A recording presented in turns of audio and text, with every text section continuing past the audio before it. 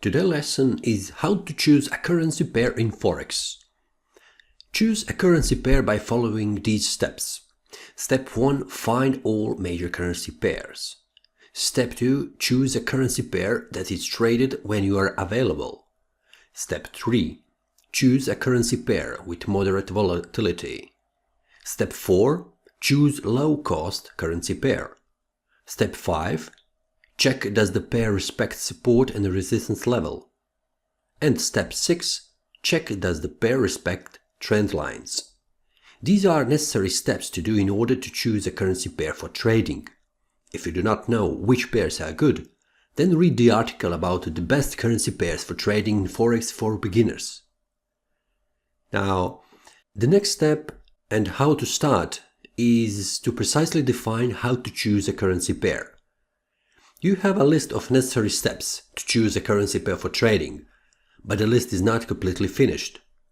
So I will give you more details about each step, and you will see that there are some more small steps you need to pay attention to. Okay, let's go.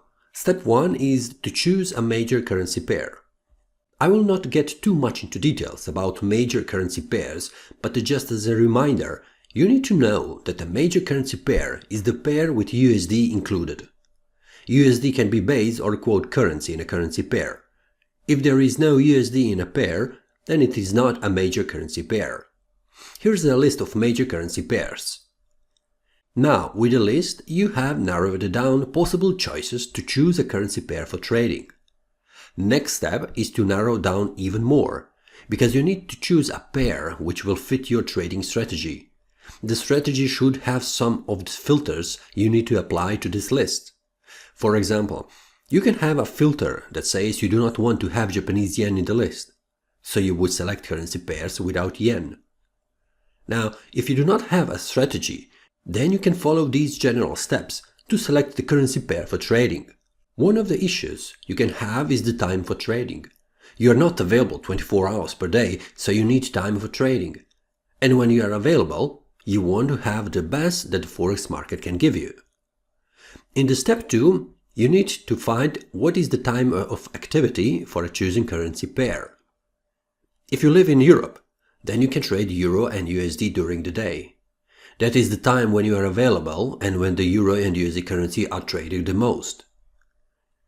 By knowing which pair is active, you can also plan the day accordingly. The image shows you local working hours for the Forex market. You can use these trading hours as a general information because the correct time of each market depends on the time zone you are living in. So, for example, let's say you are living in the US. That means you are available when the London and New York trading session is active. That means you can choose all currency pairs from the list of major currency pairs. But to filter it more, you should use only those that are mostly active during Europe and the New York trading sessions. And those are 4 of them: Euro USD, USD CAD, USD CHF, and GBP USD. Now, the next step is to select a currency pair that is volatile. And by volatile, I mean you will have price change per hour by several pips. That means around 10 to 20 pips. With 10 to 20 pips per hour means you will have prices that change in time. The price that does not stay all the time on one price. For you, that means you can make money. Remember, you make money on the Forex market when the price moves from a price to another price. If the price stalls and stays all the time on one price, you will not make money. In the step 3, you need to select volatile pairs. So up to now, you have a list of 4 currency pairs. The next step is to see which pair has a nice volatility. Here is a graph of each currency pair from the list, so you can make a decision which has the best volatility. Let's start with the first one. This one is Euro USD. This pair has a pip range around 20 to 25 pips, which makes the pair good for trading. Next one is USD CAD. This pair has highest volatility on the London and the New York overlap, and it is around 20 pips on average. Third one is USD CHF. This pair has only 15 pips on average per hour. so it is on the bottom of this list. And the last one is GBP USD. This one has around 25 pips on average, and it is the most volatile pair between these four. What you can see from the graphs is that EURUSD has 15 to 25 pips, USD CAD 20, USD CHF 15, and the GBP USD 25 pips. Now, if you filter the best ones, you will be left with the three of them, and those are EURUSD, USD CAD, and the GBP USD. If you are a beginner in Forex trading, then it is the best to have only one pair for trading. To help you decide which one would that be, you can choose the currency pair that has the lowest spread. Spread is the cost you pay to your broker for trading that currency pair. So you want to pay as low as possible. Okay, the next step is to choose the cheapest currency pair. The lowest spread, meaning the lowest cost for trading, have major pairs in Forex. On our list, we have all major pairs, so the first condition you have fulfilled. The next step you can do to filter currency pairs with the lowest spread are the ones that are the most liquid, and that means that they are traded very often. Have in mind that the broker will give you low spread on the currency pair if you trade it often. Why? Because if you trade often, that means they will make more money, so they can lower the spread for you and to bring more customers. When they have more customers, and when you have a low cost for trading, that means you and all other customers will trade more. And at the end that means they will make more money. So the most liquid pairs from the list are EURUSD and GBP USD. You can see it in the image below. Image shows you that the most traded currency pair is EURUSD and then GBP USD. And that is only for the pairs from the list we have filtered. That means EURUSD will have, probably, the lowest spread. Now, these are the most important steps. And you have come to the end, but if you want to choose a currency pair that respects support and resistance and trend lines, then you should continue listening. I will use the last three pairs and analyze them to show you which one respects the support, resistance and trend lines. In the step 5, we will use support and resistance levels. First currency pair is EURUSD with drawn support and resistance lines on the chart. What you can see is that the pair is respecting the support and the resistance lines. There are small breakouts from the support and the resistance lines, but in general, EURUSD is moving in between these lines. This makes the EURUSD pair which can be predicted where it will move in the future. You can see that the price is reaching red lines when it is going up and going down. It changes direction when it comes close to the support and the resistance. The area close to support and the resistance, which is marked with an orange rectangle around support and the resistance lines, is called supply and demand zone. GBP USD is the next pair with support and resistance lines. As you can see, this pair is respecting the support and resistance lines. If the support and resistance lines are drawn correctly, then it is visible it respects them. So this pair is also good to trade by analyzing it with support and resistance.